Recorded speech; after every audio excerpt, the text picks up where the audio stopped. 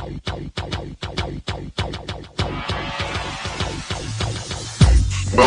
to the Odds Breakers, number one place for shared, sharp betting information. All right, welcome back to podcast 8 of 2020. I'm your host, Kiev O'Neill. You can follow me on Twitter at OBKiev. Follow us at The Odds Breakers and follow us on social media /The Odds Breakers. This episode is being brought to you by mybookie.ag for a 50% sign up bonus. Please visit MyBookie. Use the promo code The Odds Breakers. Terms and conditions apply. If you'd like to help us out with our costs and sponsor the podcast and website, we'd love to help you out. Please visit theoddsbreakers.com, click shop, become a member for $17.99 a month. You can get my plays and premium plays before the line moves. For $2 more, you can have all that. Become a patron subscriber and get the podcast a little bit early. And if nothing else, please visit theoddsbreakers.com and become a Free Picks newsletter subscriber. We have a great show for you today. Paul Napier is back to break down some NASCAR odds for the Daytona 500, and he's also back to podcast with the Odds Breakers weekly for the NASCAR season. Super excited about that. And Mr. Brian Bonito, a very, very experienced handicapper, is coming on for the first time to help me break down some of these huge college basketball games for the weekend. Well, we are rolling here in college basketball, and my weekly plays during the week are pretty good, but Saturdays have been a little bit rough for some reason lately, and I'm going to have to turn that thing around, but had a bad weekend in college football, or college basketball, probably because we did so well in the NFL, so the gambling gods came back at me pretty hard there, but going 5-8, and some of our bigger plays not hitting Friday, Saturday, and Sunday. Definitely not good enough there.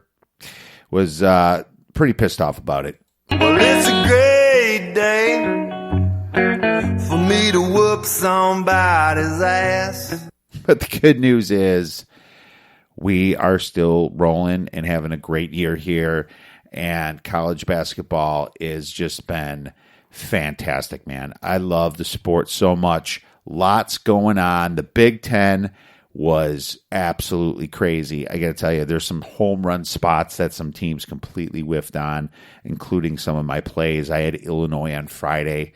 They could have. They had the opportunity to take possession of the Big Ten lead, and they lost outright to Maryland at home. And another big one we lost, Michigan State.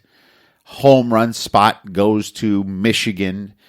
Small favorite.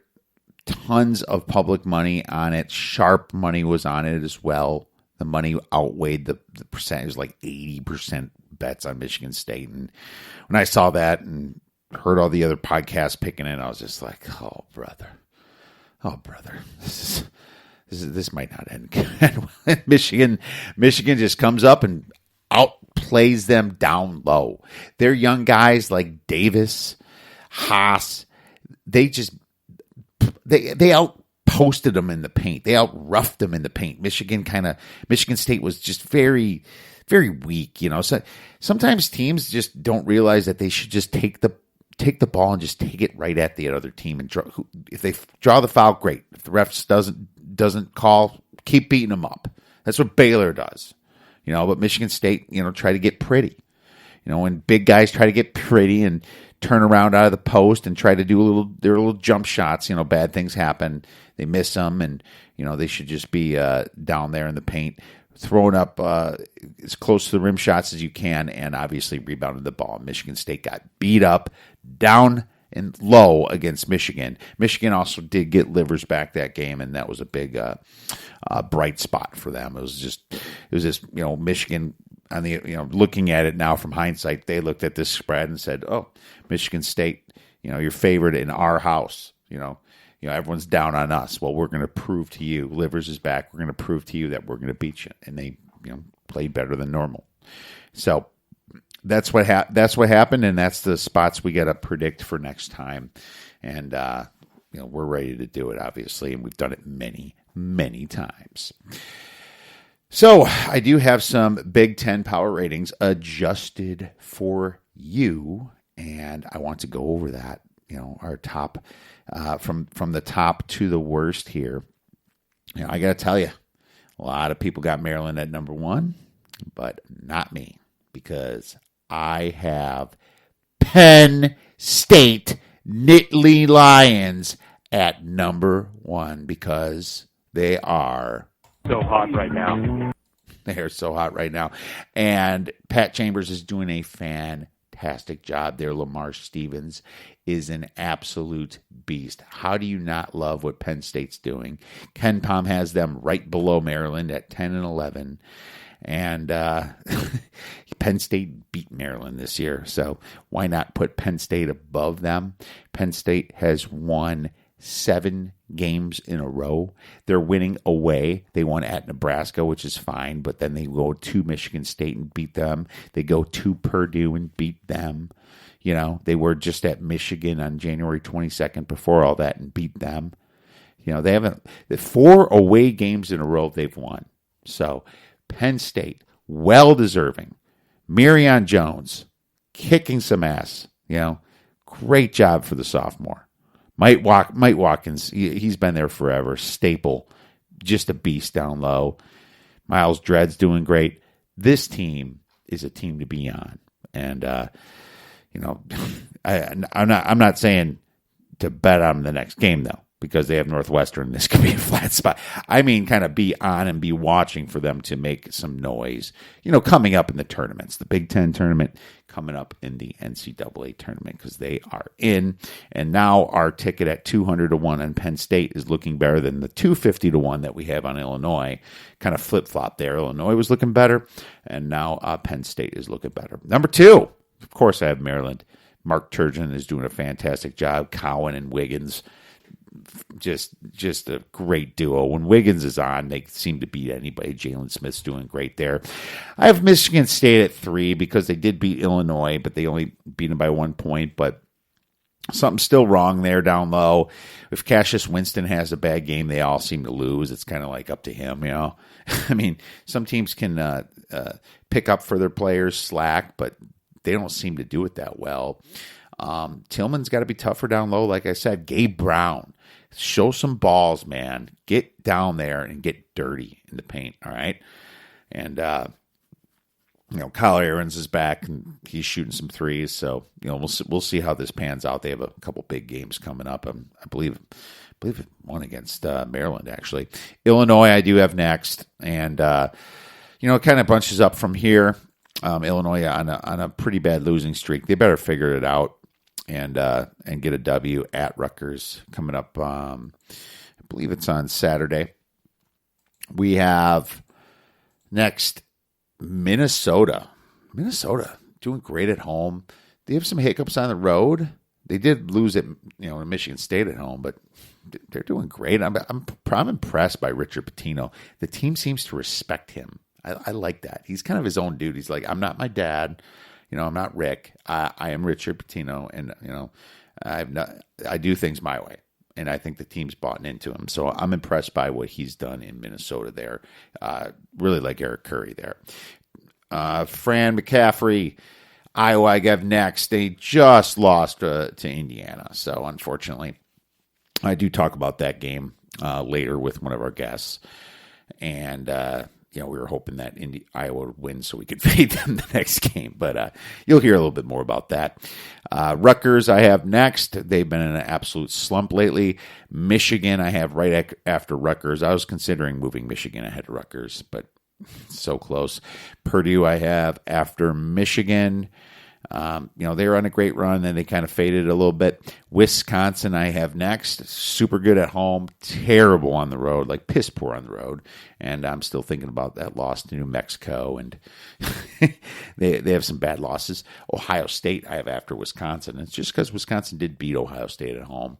Ohio State is way too high on Ken Pom, in my opinion. Now, they did beat Rutgers at home, but they jumped Rutgers. They were up by double digits early. And Rutgers got back into the game-ish. They were down by like 3 points with 10, 15 seconds left, and then, they missed their shot and fouled Ohio State. Ohio State won by 6, but that game was actually closer at the end than that. Indiana I have next, just upset Iowa, Nebraska, and then Northwestern. Northwestern is probably a team to be on right now. I think this team's really hungry for a win. They're probably going to play out of their minds a little bit. So we'll see what happens. Unfortunately, Northwestern does play Penn State, so we'll see if Penn State's sleeping a little bit.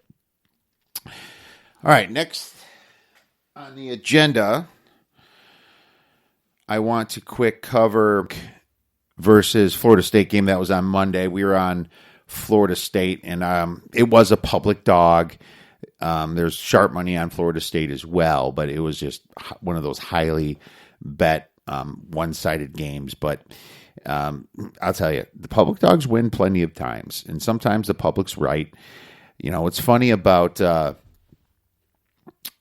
this, the Duke side, it was very contrarian side, and you just wonder how many people were just hoping Duke was going to win by over 8.5 points so they can just show everybody on Twitter that they're smarter than everybody else. They're we took Duke's a contrarian side. We took Duke from the world will never know, just like the lollipop commercial, on how many people were ready to say that, but it did not happen. And thankfully, Florida State did cover. I looked at that game. I'm like, damn, freaking 1 day of rest from Saturday, and I'm like, that's kind of. I'll go with the dog whenever it's a 1 day of rest type thing. The teams don't tend to play as hard defense. So, and you noticed that game go pretty high in scoring, I believe. Michigan State in football hired Mel Tucker. Mel Tucker. I'm a Bear fan, as you know. And I said many times that I think that Mel Tucker is the worst defensive coordinator in the league and possibly in the history of the sport. They were terrible under Mel Tucker. Terrible. I mean, the Bears hired him from Jacksonville, and Jacksonville was like 31st in the league in defense for 2 years in a row before they got good. Tucker.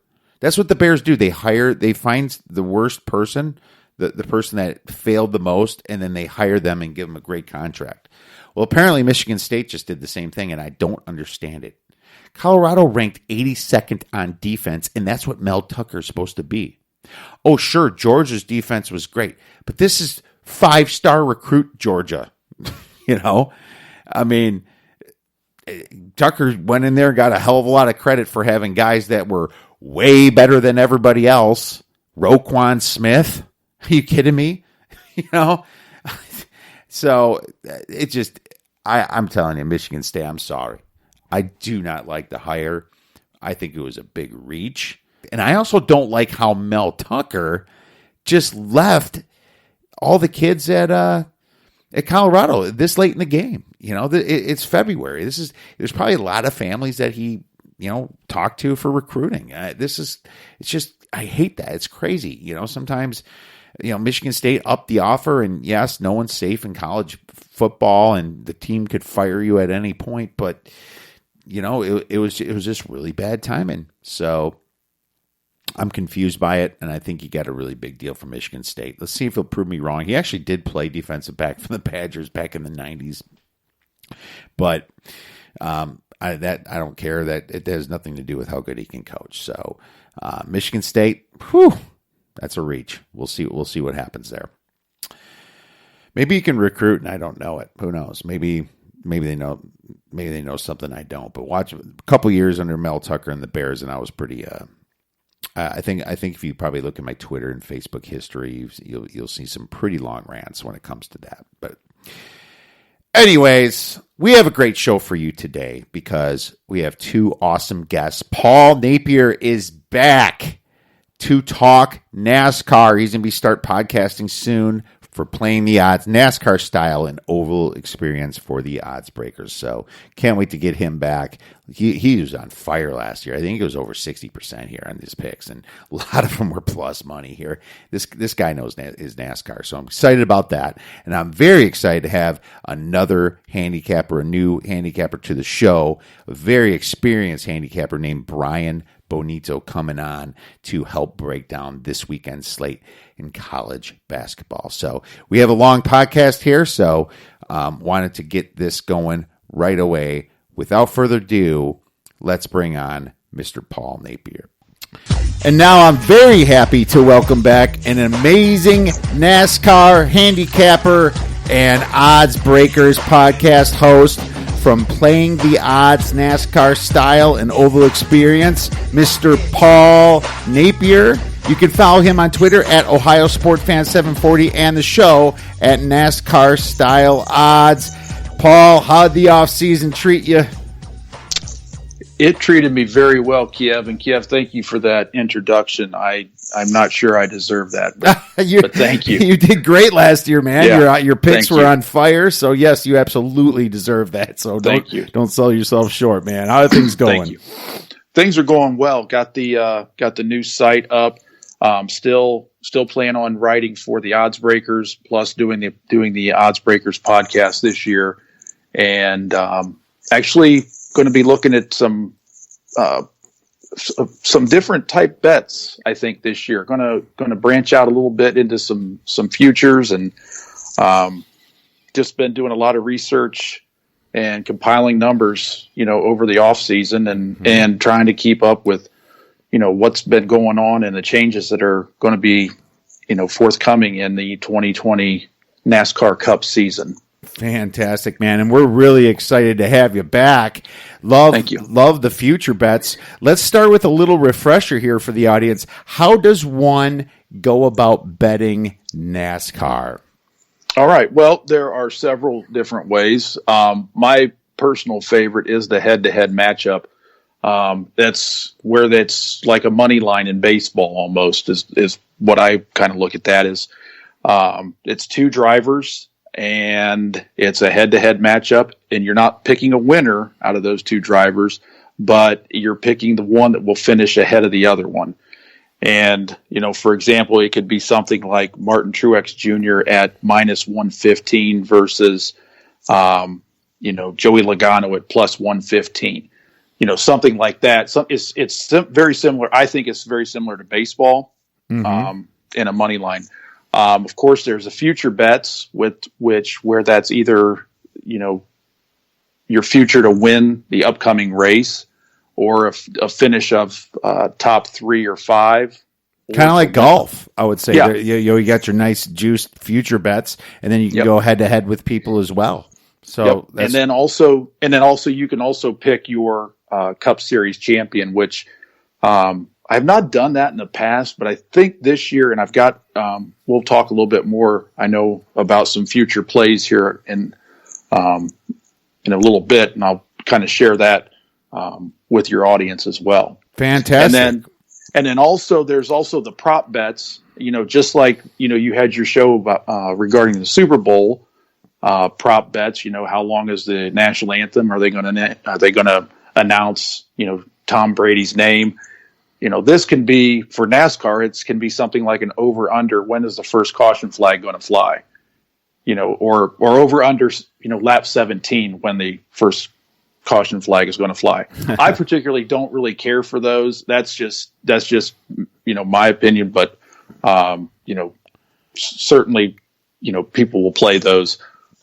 Also, for me, Five Dimes doesn't have those at this time either, so I kind of like to stick with Five Dimes. Absolutely. Five Dimes has some great odds, is what everybody knows. So not even close to the rest. They're way better. So are there any rule changes that people have to keep an eye on from last year?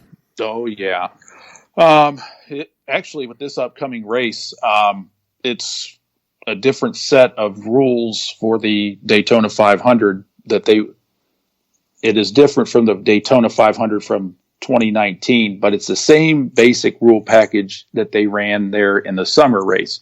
So really, what you're going to want to do is, look at trends, over the past, 4 or 5 races at Daytona, but really go in and focus more in on what happened during that time back in July of 2019. Mm-hmm. The cars have got a little bit more horsepower, and that means they'll be able to suck up and push the cars a little bit more. There should be some more passing, and plus they've got this huge spoiler that's like a wall behind these guys, slowing them down also. So that's a big change. The short tracks are it's a low downforce package, which should, hopefully not run this conveyor belt style racing, and have more passing. And then one thing that I'm kind of excited about, and I want to see what happens with with this one, is it's called the Pocono Double. Pocono Raceway, for the first time, NASCAR will run 2 points paying cup races on the same weekend.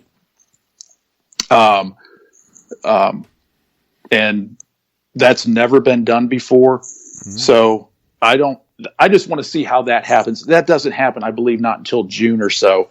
And then there's what's going to be kind of weird is there's a 2-week break in August for the Olympics. Oh. So, I mean, that's kind of unusual. I don't believe NASCAR's ever done that before. So, those are really the most of the changes, that I've kind of just come up with. The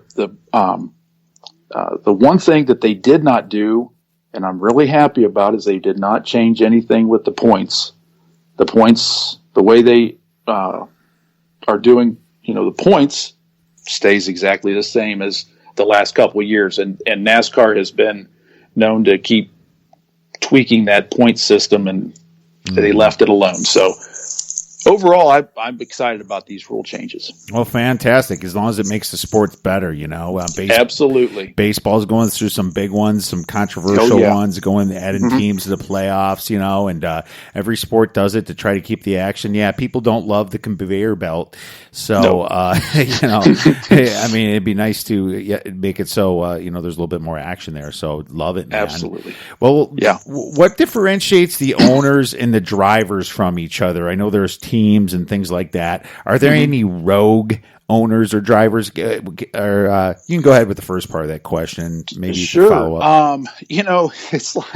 It's just like anything else. It's a lot of it deals with money, and money is sponsorship, and it's money also equals resources, and what resources are going to be available to teams. Whether that's manufacturer support from Ford, Chevy, or Toyota, or does that mean, what they're getting from their sponsors in terms of financial money? Your teams like Joe Gibbs Racing, Stewart Haas Racing, they're unlimited resources, and they've got both of those teams have four cars in their stable, and you can take them versus somebody at Richard Childress Racing that only has 2 cars in their Cup Series, and it's a big drop off between Joe Gibbs, Stewart Haas, and then a big drop to RCR. Gotcha. But also realistically, it all comes down to talent, and I take a guy like Daniel Suarez, who won a Xfinity Cup or Xfinity Championship 2017, I believe. He drove for both Joe Gibbs and Stewart Haas Racing. He was just let go from Stewart Haas Racing, and now he's with an independent car. He'll be a field filler. So, I mean, it's on talent. The guy couldn't get it done either at Gibbs or Stewart Haas, and now he's kind of basically he's one step of being out of the sport. So it's like any other sport that there is. It's, talent will only take you so far, but talent will also take you right out of the sport too. Right. So, I figure you have to have a team for cars pushing you, cars blocking other drivers. If they know they're not going to win, they're going to, I don't see how a rogue driver can win these things. Has that been happening ever? No, I'm trying to think back to last year. There were really no independents that won or even came close to sniffing nothing. It is a total team sport. You can take the clash that was ran last weekend at Daytona, and Eric Jones, who had a total busted up race car, wins the race, but it was his teammate who was a lap down pushed him to the win. And that was, if it wasn't for his teammate, no way he wins that race. Oh, there you go. That is, and that's interesting. You're either playing on a team or you're not. And absolutely, when I was a kid, I used to just think all these drivers just were all trying to win. No clue that it was a lot more. And the strategy and that's what makes the head-to-heads matchups much more appealing than trying to it's tough to pick a winner. It just is. You've got, I don't know, if 25 guys every week that can win a race, and there's 40 cars, that's tough. Yeah. It really is. Gotcha. So if somebody's leading in the points, that's the guy that's getting favored by his teammates through the race, right? For the races towards the end of the year and everything, I'm guessing. Yeah. A guy, one thing that will never happen, I hate that. I don't like to use that word never, because I've seen too much in sports, and especially in racing. But one thing I don't think that will never happen is a guy would pull over and let somebody win a race, even for a teammate to move up in the points, or, go into the next round of the playoffs or make the playoffs. These guys are, it's tough to win these races, and nobody's going to roll over for anybody. So, but they will help each other to win a race, but nobody's going to pull over or get out of the way and let somebody, take a victory. Exactly. That's and if that happens, they better start figuring something out to change the rules on that, because that would be bad. That would for be. The sport, it's close enough anyway. So absolutely. Well, yeah.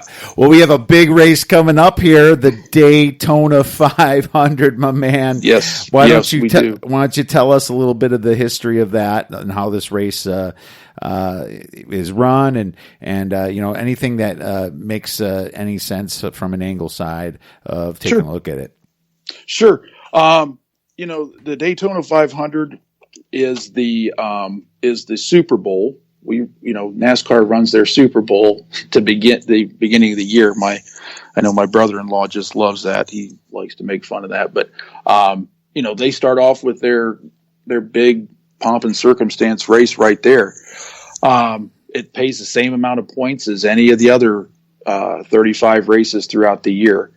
So there's really nothing special as far as points or anything like that goes. It's just the biggest race to win. It's it started out Daytona. They raced on the beach back in the late 40s into the 50s, and Daytona Speedway was built I believe in the 50s and really came to prominence in the late 50s and early 60s. It's always been a 2.5 mile D-shaped oval though. So but yeah, it's you're going to have cars Sunday running around there right around 200 miles an hour, bumper to bumper, door to door, 3 wide. It's exciting. It is absolutely exciting. And for a casual fan that just wants to tune in and watch a little bit, this is the race to me I would definitely watch, because there's a lot of action. Yeah, and I'm sure that broadcasters do their due diligence, knowing a lot of new fans coming on and people just trying it out, and probably will explain some things that Absolutely. people don't understand. But Yeah. what we care about at the Odds Breakers is, making that money, winning those bets, and Absolutely. whether we watch it or not. You guys did such a great job last year, and Thank you. Yeah. I was wondering if you had any thoughts on any angles matchups on this race. I've got a couple. Anything on a head-to-head that you can find with Eric Almirola. Almirola is the only driver in all 4 super speedway races last year to have top 10s. That means he didn't crash out. He's just there at the end of all these races. So I know there's a matchup. It's a plus money matchup with him at plus 135 versus Logano at minus 115. And and if you're going to do it, jump on it. I would jump on it now because I think the closer to the race that plus is going to end up coming down or end up into a minus number on Almirola. Wow. So right. yeah, it's just what I just wonder. Plus, they run the duels to set the rest of the field tomorrow night. We're recording this on Wednesday evening, but I think after those races and the field is actually set, just watch Almirola. His stock will rise. All right. Well, I will definitely be looking at that as soon as we get off the podcast here, my man. Yeah. Thanks for that tip right there. Yep. Then another one I would look at is on 5 dimes is It's Group E. It's 4 drivers, and it's a head-to-head, but 4 drivers. And Group E is Eric Jones, Ryan Newman, Kyle Larson, and Cole Custer. And I like Ryan Newman here at plus 260. In the last, just some figures here real quick, in the last 8 super speedway races, Ryan Newman has the best average of all Cup drivers, finish at 9.75. That's really stout when the other guys in there, Jones has an average finish of just over 20, and Kyle Larson is just over 23, and Cole Custer, this is his first Cup start at a super speedway. Wow. All Yeah. right. Well, there you go right there. Plus money's always rings my ears there, Paul. Yes. So Yes. definitely going to have to check that out as well, man. Yeah. Now, one thing, if you're sitting there and you are the casual fan and you're watching Ryan Newman run this race, he will not be up in the front very much.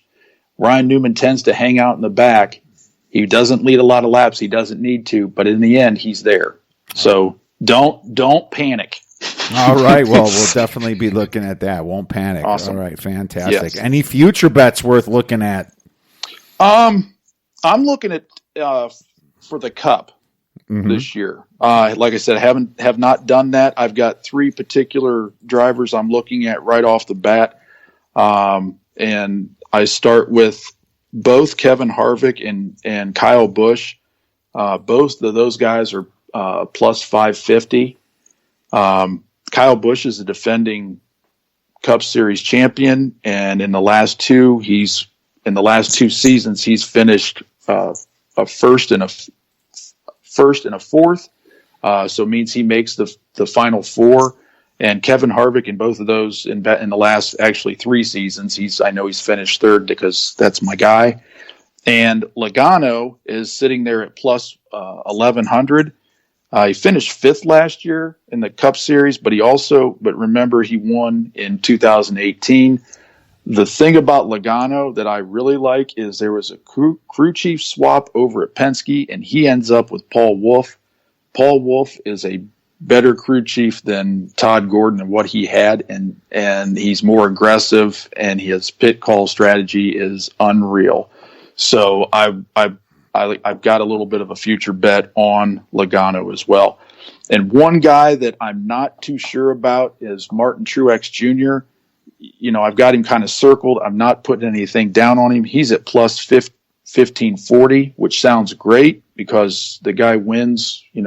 I think he won 5 or 6 times last year, but he's got a new crew chief, and his crew chief that he's got has no cup experience. So I'm not doing anything with him, but I just want to kind of watch this one for just a little bit, and I want to see what kind of start he gets off to in the first, 7-10 races. Not a bad call there, my man. Keep an eye out for him. Yeah. And so when's the future series? Well, the Cup obviously decided. Oh, not until November. Like I said, we start, like I said, I'm in Ohio. We start when it's cold and we end when it's cold. So, it's a week before Thanksgiving when the entire season's done. It's 36 points paying races. And so there's a lot of time. Plus the other thing is, once you get into the playoffs, the last 10 races, a lot of future bets come in there as well, where you can pick guys who are going to advance on to the next round as well. So, lot to look at through the next,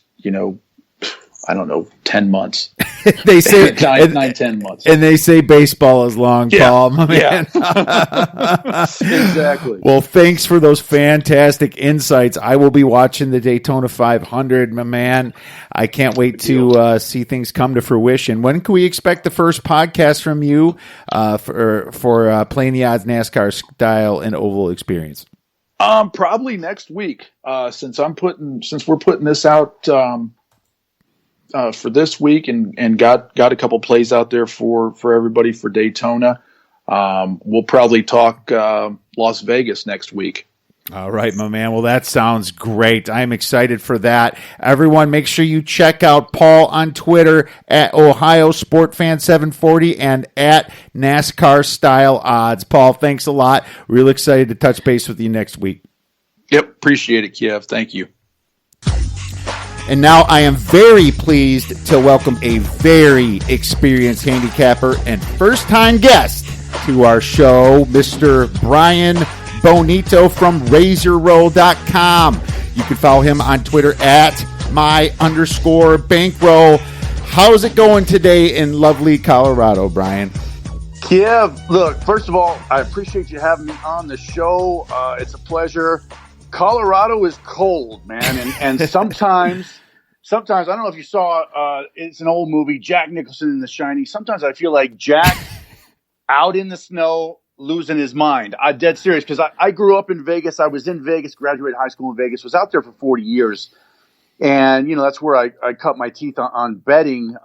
But I'm here now. I moved out of there because it just grew so huge. It's not the place I used to know. Right. And, my relationship is I try to keep it in the past where you kind of glorify your past memories. Well, the greatest thing about living in warm weather where I'm at is, going on your social media and seeing all your friends in the snow. So that's always something that, people definitely like living in Vegas, LA, Arizona here. So you get what I'm saying. You probably miss the warmth a little bit, but Colorado's so beautiful, man. I mean, it's just a wonderful place. It is. It's great. It's very beautiful. People are great. People are very nice. The scenery is tremendous, man. It's tremendous, especially with the snow on the mountains. I do miss the warm climate like Arizona, like Las Vegas during the wintertime, because that was really my favorite time of year. In the summertime, it's just so brutal out there. I lived in Arizona for about a year back in 2003, and I remember walking out to my mailbox and just thinking, it's just so hot, so crazy in August that, it's just brutal. Just to walk in, like 100 feet to my mailbox, just brutal. Oh, yeah, absolutely. And 100, 115, 120 you can get. Yeah. But I'll tell you, the cool thing about the summer is that you don't have to shovel it. And whenever you jump in the pool, it can be 115 out. You still have that initial cold when you get out. I don't know if it's the wind, the evaporation, but for some reason, when you get out of a pool, you just feel cold for a second, but then all of a sudden you're blazing hot again. But that's the importance about having a pool. There's some months there where you wishing for the rain, and that happens for about 4 months of the year. But I'll tell you, Vegas, living there in Arizona, both hot places, but both very fun places as well, man. So Colorado, the mountains there, just can't imagine how beautiful it is in the winter. So I'm sure you seem to live in some of the coolest areas. I appreciate that. Listen, I'm not a big skier, but I was actually in Colorado when I was in the Army from 88 to 91. And I did go to a place called Breckenridge out here, and they have good skiing. And I was out on the mountain. It was March. It was kind of warm out there, and there's a little bit of slush. And I look to my left, I see 9-year-old kids flying by me. And I realized I took up the sport too late, and that was done. So, yeah, there's some agile people out there.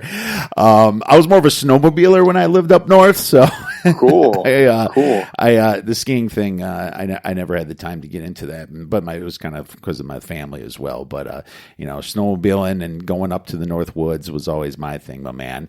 So, what's gotten into you? Well, how did you start sports betting and sports handicapping? What got you into this lovely world? Well, I'll tell you, first of all, when I got out of the Army, I just mentioned I came back to Vegas, and we were still young. We were underage.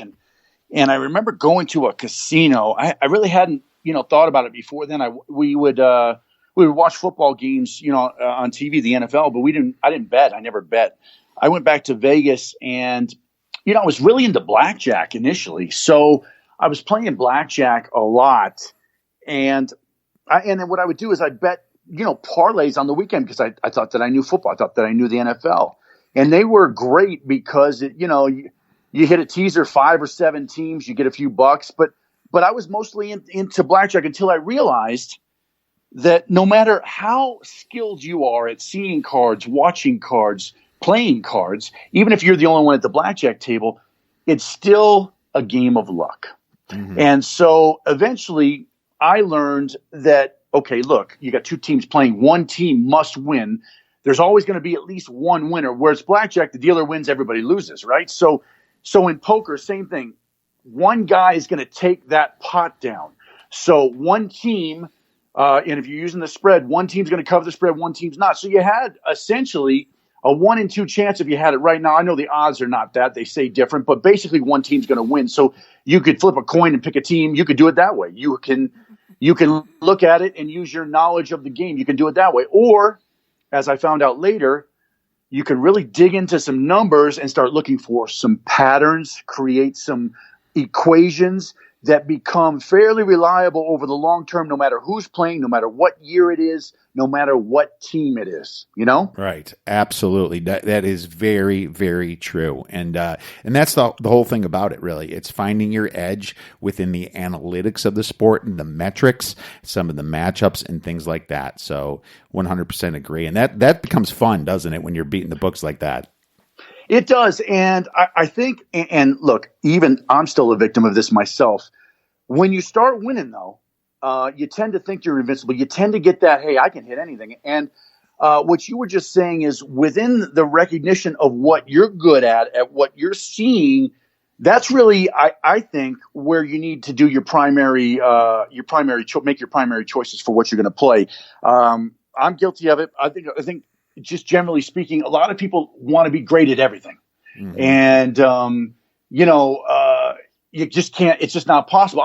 Listen, I'm good at a lot of things, but I'm only going to be great at something I really dig into, that I really like, and that I'm really familiar with. So, for me, it was, I wasn't trying to be sharp, but I look for a lot of value in dogs.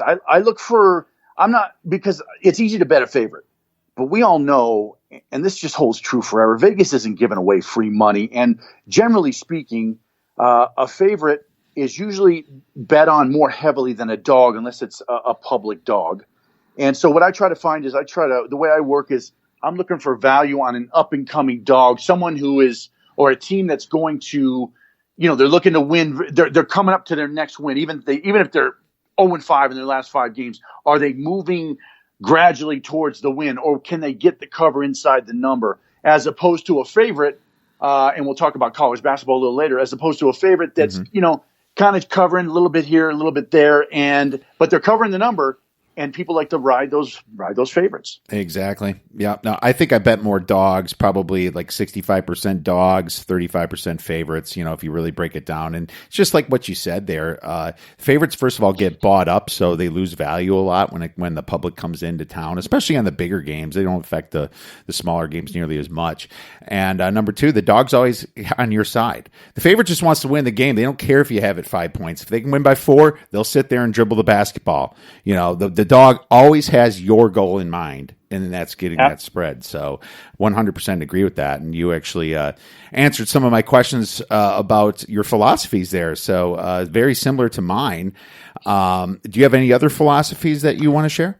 Well, here's what I like to do. I like to, first of all, I bet the same amount on every game, unless it's one of those things where it's in your wheelhouse where you can see.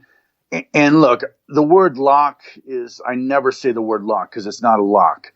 Anything can go wrong. But I think numbers, more than people realize, determine the outcomes of these games. And what I mean by that is if your team and your coach, whatever team you're betting on, if he's a good coach, and this is important, if he's a good coach, he'll usually play the same players in the same minutes, in the same circumstances, and in the same game situations. It's situational stuff.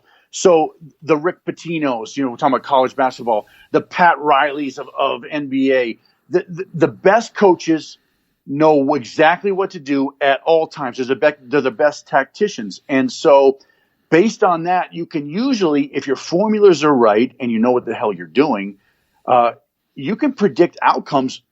And I don't want to say almost to the number, but almost to the number. And that's why, you see these limits for a lot of these shops in college basketball. Pro basketball is a little tougher. You're looking at basically 8 quarters of information in the NBA because each team plays a quarter, right? 4 quarters for each team. That's 8 quarters. That's how I factor it. In college basketball, you're looking at 4 of them, and so it's easier to dissect 4 instead of 8. 8 gets more complicated, gets more diluted, and it's tougher to read. And that's why you see a lot of the sharps and a lot of these amateur bettors. They love college basketball better than they like betting the pros. I prefer the NBA. Yeah, and it's to each his own. I'm more of a college guy. I just enjoy the sport and how the kids react and how each game is extremely important. But the NBA, it has its own art to it, and there's some very sharp guys that bet it. And so I definitely agree that you can find some angles there. And I think the college just has a much bigger spread of things. And the philosophy before was Vegas wasn't as good at getting college lines because they cared about the NBA because people bet them and more. And that's changed a little bit over the years, though. Since the efficiency metrics came out through Bart Torvik's and the Ken Poms and the team rankings and all those places, Vegas kind of comes up with a line just by cheating off those. So, and those are pretty good. They're definitely not the end all be all. And I don't think you're going to get rich by just following them because Vegas does the same thing and you're just going to or for the momentum. But, just because of that, the lines start out a little bit sharper than they used to, didn't they? They did, and college basketball's got 100+ teams playing on a Saturday, so it gives you a lot of variety. It gives you, and there are some soft lines out there, and there are more opportunities in college basketball, and that's why the limits are a lot lower than the NBA. But also, you talk about these resources. Of course, everybody's looking at them. Of course, everybody's paying a subscription. And I think it's this. I think for the best handicappers, and I'm certainly not the best, but I recognize that, it's the dynamic is layered. And if you use certain information and you calibrate it in your own way, it's always when you're creating your own process, you're going to use a bunch of different resources, and you're going to generally draw your own conclusions based on a little bit of this, a little bit of that, a little bit of that, a little bit of gut, but the gut's based on numbers anyway if you're smart. And that kind of formulates your own individual process and how you go about things, and then you can tweak it from there. You can't, if you're looking at Ken Palm, like you just said, you wind up losing most of the time. So it just is what it is. Yeah, I absolutely agree. It's lots of different layers of lots of different information, and that just takes up the time, and that's why people will lose if they don't use those layers. That's a very good example. Sometimes you just have to know the coaches and what they do in certain situations and how they play in certain arenas. That has to do with it as well. Do you like to go with some of the trends against the spread, total trends, things like that? Yeah, well, what I'll do is this. I look at Sports Insights. So actually, and it's just a free tool. I go to the spread.com and I'll see. I won't check. I really don't need to know how much money's coming in on one game or how many bets, what the majority of bets are on one side. I really don't need to see that. Once in a while that comes into play, but for the most part, I just need to see, generally speaking, on that. If I'm looking for a trend or an angle to go against, I'll look for where the public is. I'll see what the line's doing, and I'll go in and try to justify going in the other way. If I want to do a shortcut, because when it comes to college basketball, I just don't have the time to look at every single game. I don't. Mm-hmm. And so what I like to do is I'll cheat it. If there's a trend that's valuable, I'll go in and look either to go with it or against it. I'll always look to my numbers. I have spreadsheets for everything and numbers laid out that I follow. And I won't bet a game based on a simple trend. That's silly. And that's another recipe to get your ass killed. Mm-hmm. In my experience. So, and I've done that before, but if you look deep enough, Kiev, you can always find, if you, let's say a trend, you get 6-1 going for the team you want to bet. If you dig deep enough, you can find 6-1 going the other way too, if you really wanted to. So that's just kind of, yes. That's kind of my thought. Yes, my thought on that. So, 100% agree. You can find a trend that justifies your opinion if that's what you're looking for. Probably not the best approach to just look for a trend to justify your opinion, because you might find a whole lot of them that's going to make you scared, especially if you already made the play. So, 100% agree. Use that just as a grain of salt and just as part of your handicap, and ask why. Why does this quarterback from LA do bad when he's up in Colorado? That's the stuff that you want to know, and you want to know if it's justified, because some of those things aren't. Some of those things are missed when the lines first come out, and then you start seeing the sharper players that can factor that in. So, 100% agree. Yeah, and let me add just one more thing here. Sorry for interrupting you, but if you go in, you can find the team's trends. You could find what a team's doing, and I just give you a quick example. And this takes more work, obviously, but if you really want to win, you'll do this. You go in and you see, if you work in college basketball, you see first half, second halves. These favorites, are they covering the first half and not covering the second half? And then you kind of look a little deeper and find out, why are they doing that? And so there's numbers that you can look in within these teams to find trends of what these teams are going to do next. Mm-hmm. So you can validate many things. It just depends on, again, how many layers deep are you trying to go? How badly do you want to win? How good do you want to be? And look, the information's out there for everybody.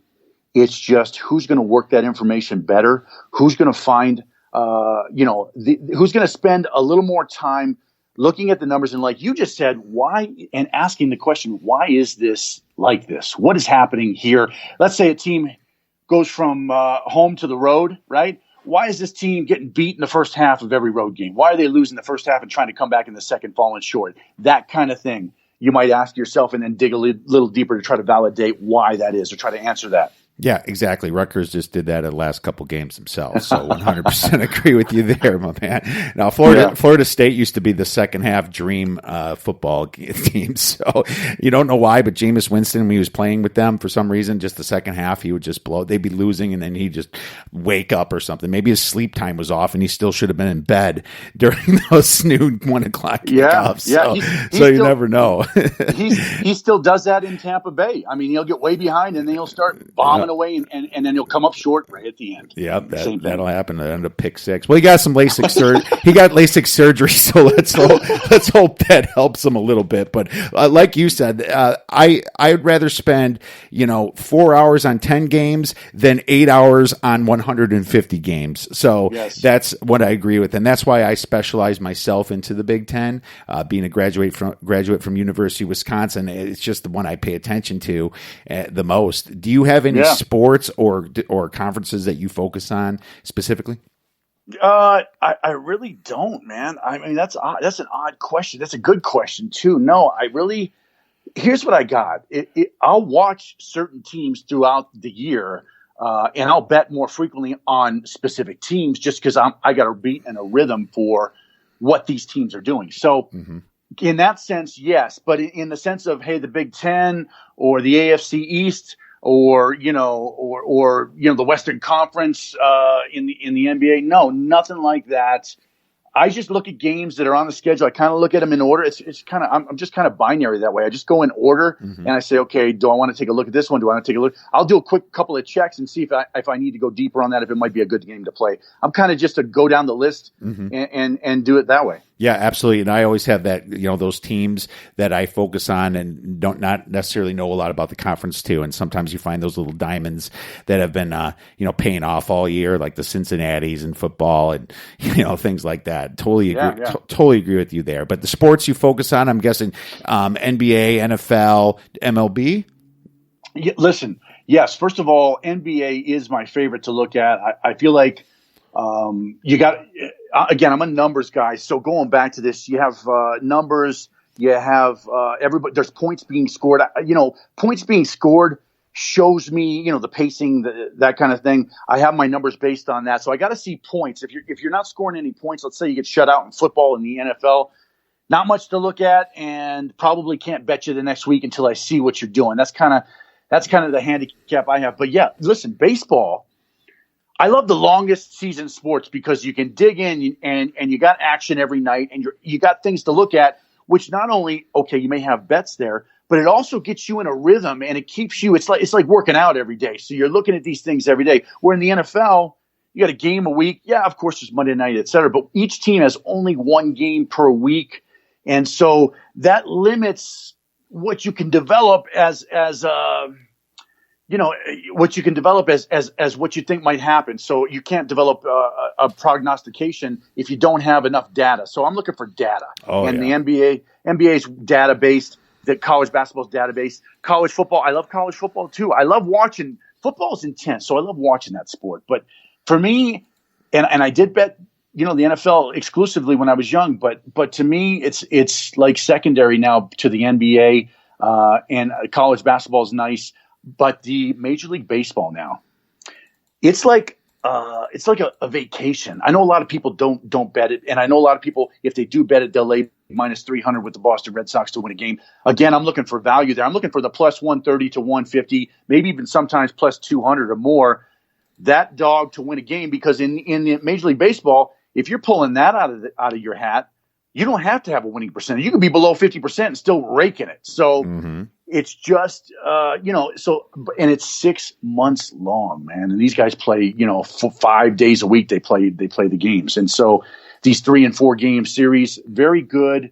And I just think that it's like these are gems, and you can really kill it in Major League Baseball if you know what you're doing. So I enjoy that. Yeah. All right, my man. Well, they have tons of information when it comes to baseball and the NBA and everything like that. So great answer. Well, let's get right into some of our college basketball games for the weekend, Brian. And of course, we talk about some of the main games out there, not always going to be some value, but these are the games that everybody's watching, and want to start right away in the MAC on Friday. Friday's not that big of a slate. There's really no big Power 5 type conference games, but I do enjoy the MAC, and we have Buffalo versus Toledo. I'm estimating the spread to be around 4.5 with a large total of 156 to 158, something like that. Did you get a chance to look at this one? I did. I looked at the game, and to me, they're not. I mean, Buffalo just coming off of a victory, and Toledo has been kind of sketchy lately. So my thought is, and this is just what I'm going to give you is just leans on these games. These are not bets that I've made because I don't have the numbers yet. Right. But as far as that's concerned, I do like the 4.5 with Buffalo in this. I like them hitting the road, coming off a nice win off Central Michigan. I would take the 4.5 if I was betting it today. And I just feel like, this is a great matchup. Obviously, these two teams are exciting. They score a lot of points, and I do enjoy that. I don't like the Virginia type games where there's not much there to watch. Defense is great, except you got to hit some shots. So these teams are definitely going to score some points. I don't know if it's going to go over the total, but I do lean Buffalo plus the 4.5 in this game. Yeah, no, in Buffalo, they were my darlings the last couple of years. Then Nate Oates, of course, got that promotion, to Alabama there. Jim Whitesell's doing fine over there. They had a rocky start. They lost a ton of people. According to Ken Pom, they look like they're still playing very fast. But what I've noticed the last few games, they've been more defensive oriented, and that's how they beat Akron.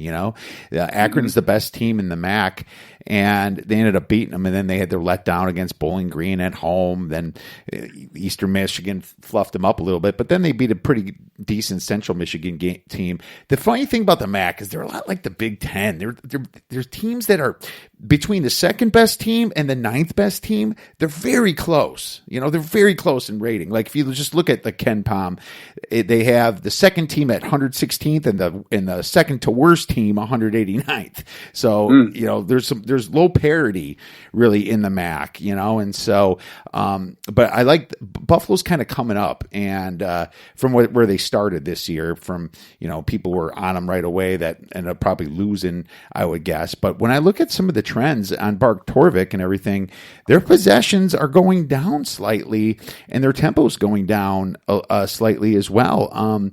Their last 5 games under the total. Every single game Buffalo played, and I think this is because they're playing more defense. They noticed they're a little bit more haphazard. But one thing I do like here is that Toledo, they're a little bit taller than Buffalo, and Toledo's weakness is guarding the 3, but Buffalo can't hit the 3 as well. So I'm not sure about the side, but I kind of like the total. I think there's going to be a little bit less points, and I think when everybody looks at these high efficiency, high tempo numbers, that total might be driven up a little bit. So my lean's going to be to the under, and I'm going to say 158 is where I'd probably fire it, but I'm not so sure if it's 155 or 156. And of course, that's an estimate right now. But when I send an article out on Friday, there should be either a play on or just a lean on it. Any final thoughts?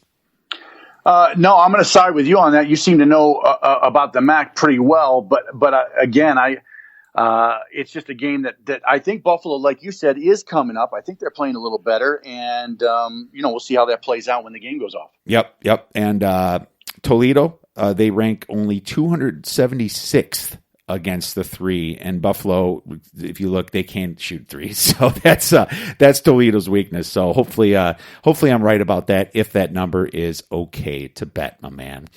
Well, let's get right back into Saturday here. Let's get into Saturday. We have a huge game here.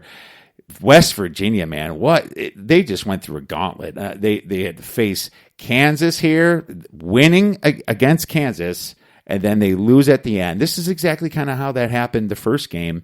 They were playing Kansas, and they were winning, and then they ended up blowing it at the end. You look at West Virginia, they have a very good defense. I believe it's one of the top in the nation. I think it's the reason why they're ranked so high, too. Baylor's defense is ranked 4th, and West Virginia's defense on Ken Pom is ranked 2nd. They have that press defense that everybody seems to like. They press you right away here. What I'm noticing about these teams here,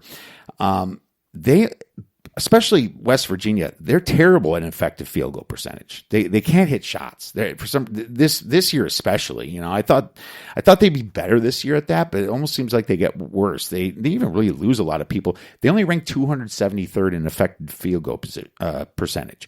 Baylor, they have a pretty good offense, but their efficiency is based upon their rebounding. They rebound extremely hard. I've never seen a team try as hard at rebounding this year anyway, more than Baylor does. And that just tells me that these kids work. These kids care. When you're just scrapping, they care. But Baylor can get cold. They only rank 177th in effective field goal percentage themselves. But I think when I'm looking at this, and if the number is at around 128 or higher, I'll probably look towards the under here. two top 5 defenses facing off. It's probably going to be one of those boring Virginia games that you don't like. That could possibly right. Not much happened offensively. No, but I'll tell you, if you're looking at a first half score that's 21-19, you're pretty happy about when you're betting the under. But Baylor has been trending down in tempo, just like Buffalo. Their last 5 games averaged just 64 possessions. So I'm looking at the under here if the number's right, 128. What are your thoughts on this? Well, my thoughts are this. I think what you just said about being a slower pace and Baylor going cold, I think that plays to West Virginia's advantage. I mean, because they need that kind of game to have a chance. That's my thought with them, because they are having trouble getting points on the board lately. Mm-hmm. But I will tell you this, they were winning the first half. We're talking about West Virginia. They were beating Kansas. They were playing well, and then they dropped it late. But you got to remember now, when they played Kansas earlier, they came right back and won the very next week. So I think they're resilient. I think they play hard, just like Baylor. You said they play hard to try to get these rebounds. And not only that, Baylor may be a lull coming up just because they're waiting for the end of the season to get there, to get the tournament in. Maybe just kind of a mental drain a little bit. They have trouble covering last couple of weeks. They did get the cover against Texas by a half point. The line did drop down. I think it closed at 6.5. Yeah, and I hate it when people look at ATS because it's all based upon closing line. That's not when we bet it. So that's always a point people got to bring up. Yeah, I mean, but they're having trouble closing these games out where, they did have a double-digit lead, but Texas just kept fighting. And I just think, I think if I'm going to bet this game, I don't know about the total. I really can't. I can't say for the total. If I was going to bet it, 131 is kind of a low total. I'm not saying I'd play over. I say I lean under on the total, but I like the side a little better. I like West Virginia plus the points in this game. I think they get the cover based on a slow-paced game, a defensive, hard-fought game, and the fact that,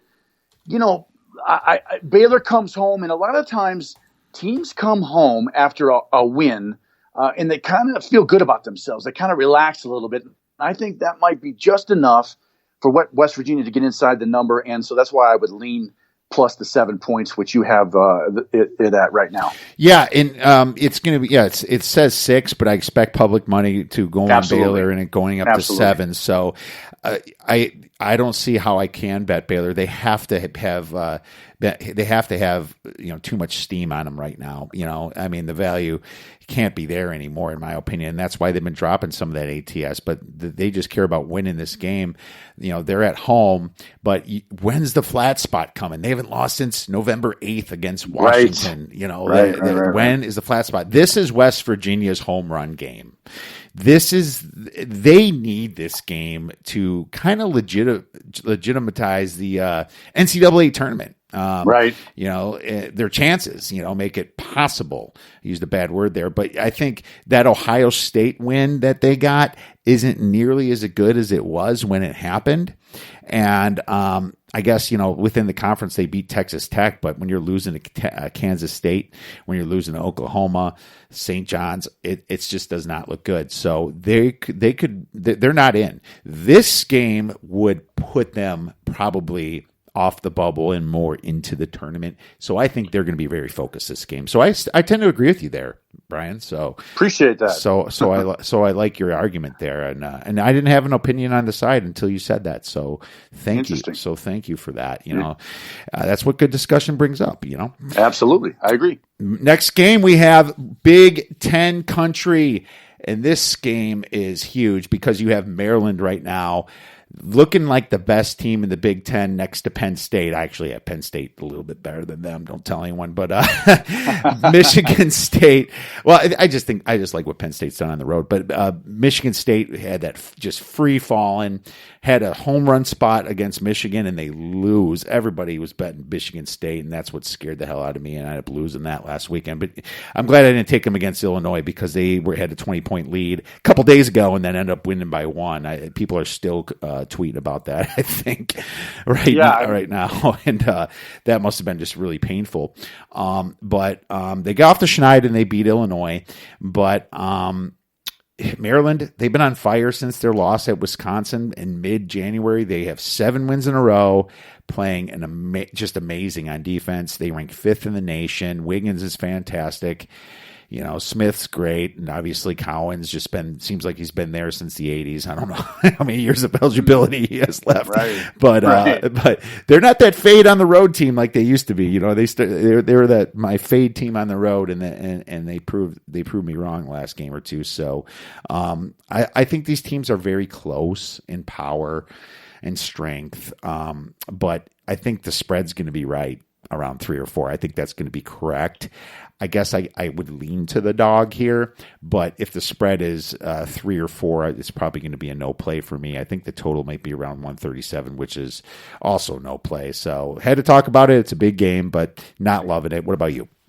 Well, I'll tell you this. I've been following Maryland, and I bet Maryland a couple of times on this run they've been on, and they've been playing very well. Look, this game is going to be close, like you said. I feel that as well.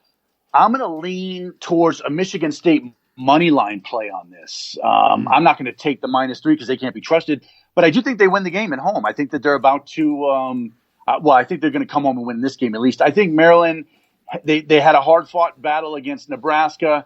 They did fall behind in that game, I believe, and they, so it was a draining game. I would lean under in the game. I would lean under. Okay. But I also would tell you that if I'm going to play it, I'm looking at a Michigan State money line play, and I think that's a safe play. I wouldn't play the -3 or -4, whatever it's going to be. I think Michigan State's going to get the victory in this game, though. That's my side on that. Yeah, they got the Schneid at Illinois, so let's see if Michigan State can kind of capitalize that and take back a chunk of that lead in the Big Ten that they had for so long. It's kind of like it's like it feels like an Izzo spot in a way, like this is what Izzo does. He makes people think he's not good and then just takes over again. It's really hard with him, man, and how he motivates his team. So I get what you're saying there. Bet the money line, makes sense to me. So we'll see where it comes out. This is going to be an interesting game. I love the Big Ten, as you know. So that's going to be an exciting one to watch. And, like we talked about before we got on, you don't have to bet every game. You can enjoy this one and just watch and learn for the next game. Get bet on the next game. Pick up some nuggets. That's always a good thing, too. And that's a great point because sometimes the best games are the games that you don't have a bet on. So gather intel. Maybe even not the next game. Maybe you're betting. Maybe you're looking down the road. Maybe you're waiting for a team to do something so that you can get an indicator of what they're going to do next. And if you don't see it, you don't want to bet just to have some money on the game just because the game's on TV. That's one thing I avoid, and that's a pitfall that I think a trap that a lot of bettors fall into. Just because the game's on TV, they bet it. And I think that if people were a little more disciplined, and just generally speaking, myself as well, I think we'd all do a lot better with a little bit more discipline. Absolutely. We always need to be reminded about that every day. We are only human, 100%. No doubt. Let's move into the Big East here.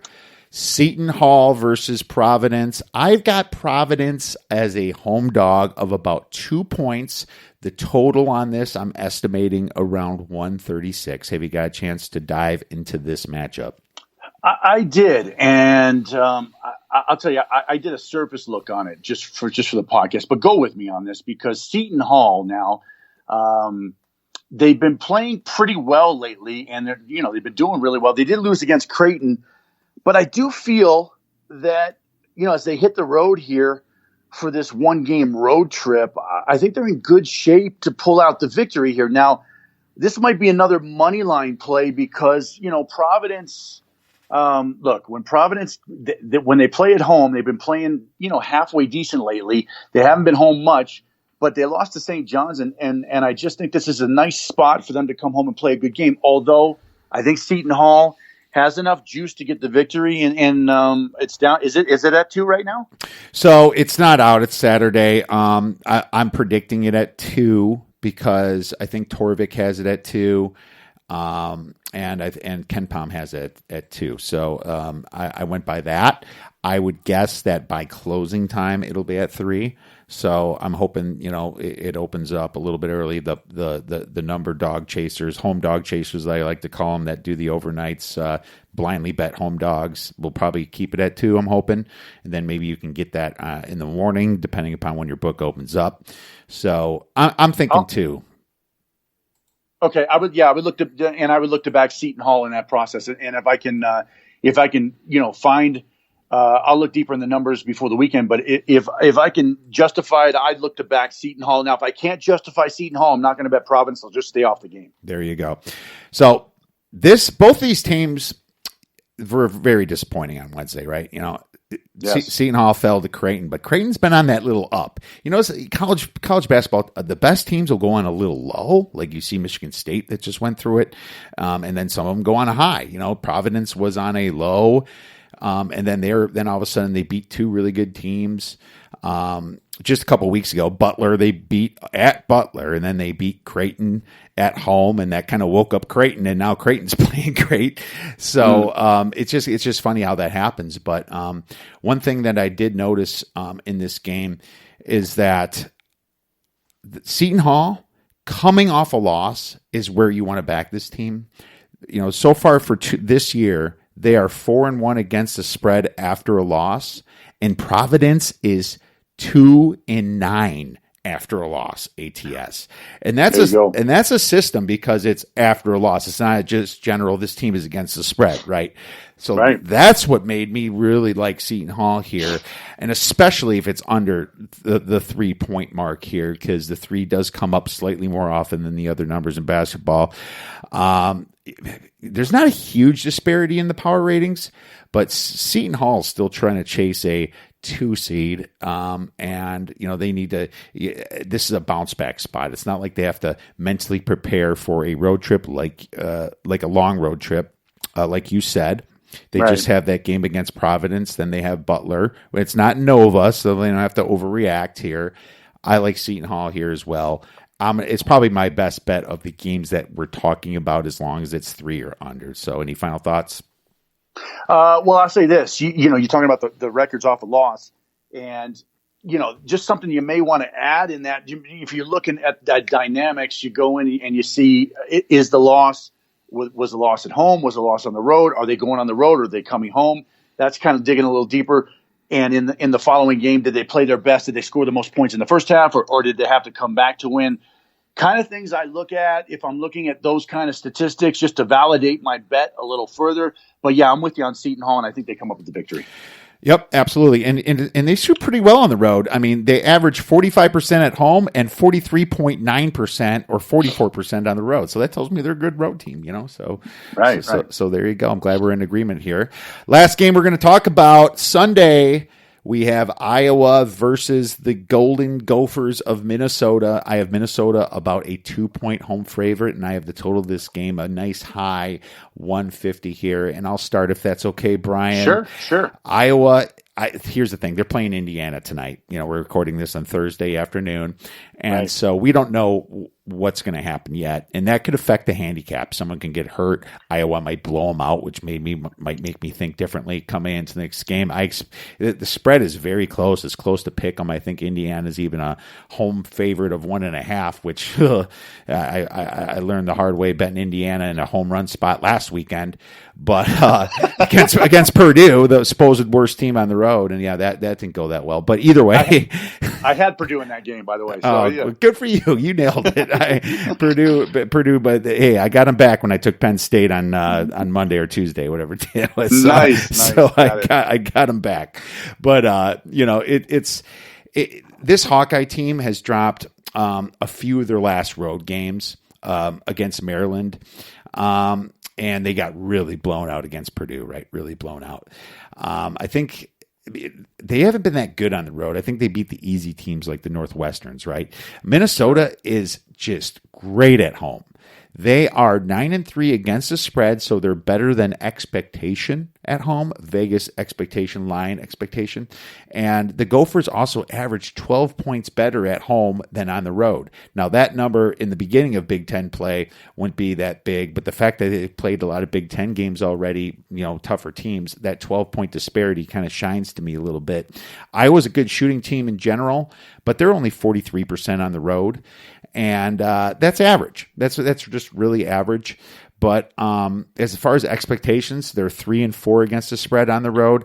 Iowa's offensive efficiency does rank third in the nation on KenPom, but their defense is extremely poor. 104th they rank, and that's not good on the road, especially if your offense isn't hitting.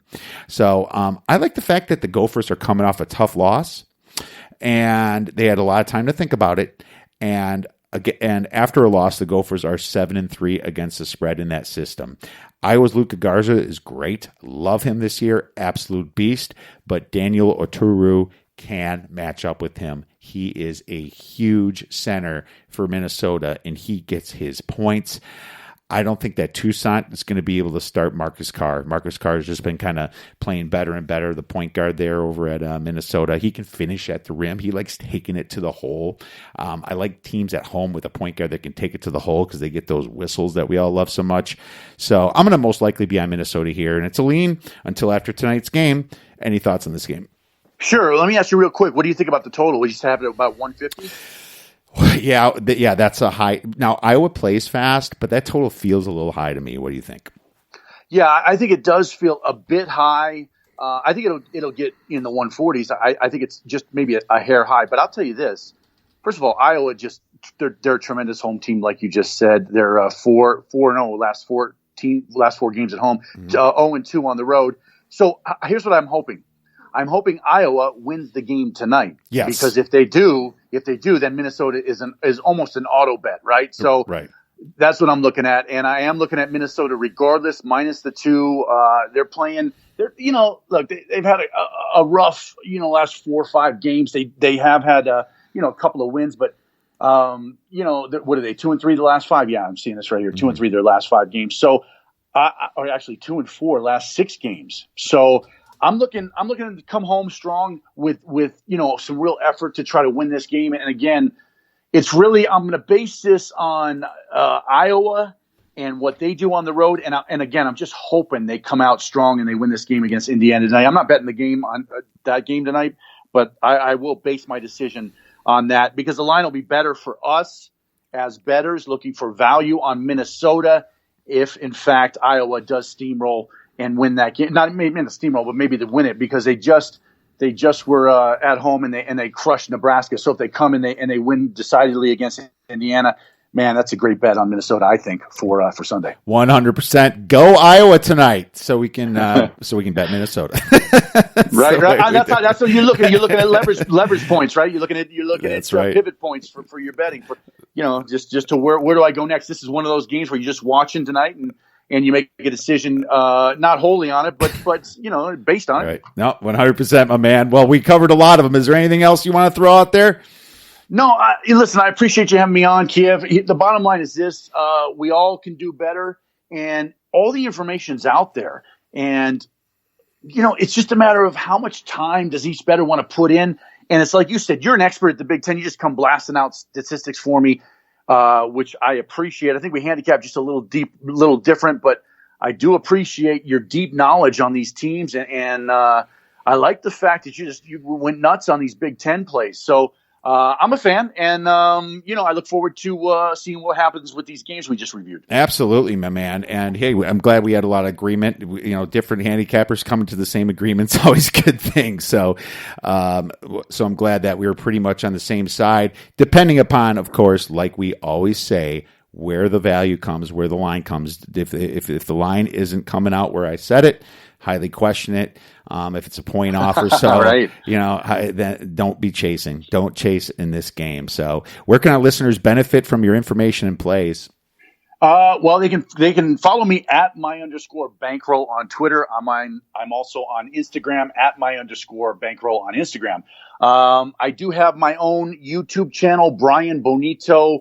I'll be doing Down and Dirty Daily Leans. I'll be cranking that up shortly. I will promote it on Twitter. So if you follow me on Twitter, you'll pretty much get access to everything. I'll guide you where to go. And I certainly appreciate the information that you gave, and I appreciate the attention from your listeners if they follow me on Twitter. All right, my friends, make sure you check out Brian on Twitter and the website Raise Your Roll. Have a good one this weekend, guys. If you have any questions, please feel free to tweet us at The Odds Breakers. Brian, have a great weekend yourself. Everyone, go get some winners. Appreciate it.